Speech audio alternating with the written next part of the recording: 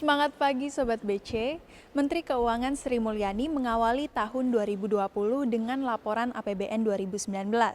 Data berikut akan mengalami sedikit perubahan sampai 2 bulan ke depan, sampai data berikut benar-benar menjadi laporan keuangan pemerintah pusat yang telah diaudit oleh BPK. Berikut laporan selengkapnya. Perekonomian Indonesia di tahun 2019 berhasil tumbuh positif di tengah perlambatan ekonomi global dan diperkirakan dapat tetap tumbuh di atas 5%. Kinerja perekonomian yang terjaga serta pelaksanaan program pembangunan berhasil menurunkan tingkat pengangguran, mengurangi ketimpangan, dan mempertahankan kesejahteraan masyarakat.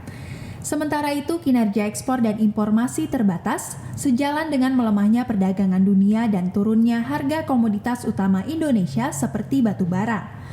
Namun, inflasi dapat dikendalikan pada tingkat 2,72% yang merupakan tingkat terendah dalam waktu 20 tahun terakhir.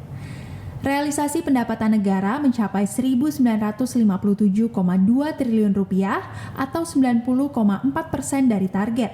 Dan realisasi belanja negara mencapai Rp2.310,2 triliun atau 93,9% dari target.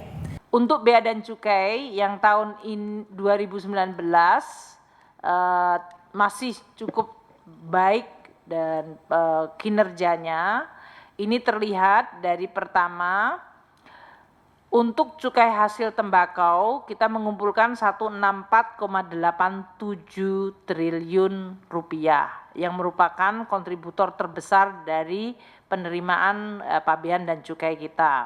Kinerja dari bea dan cukai ini juga didukung oleh penindakan rokok ilegal yang tadinya masih di atas 7, 6, kita minta sekarang di 3%. Jadi penindakan rokok ilegal mengalami pertumbuhan 12,45 dan itu mendorong pertumbuhan cukai hasil tembakau kita.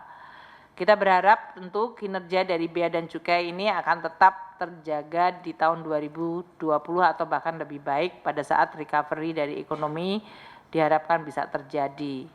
Berdasarkan realisasi tersebut, defisit anggaran tahun 2019 mencapai Rp353 triliun atau 2,2% dari PDB.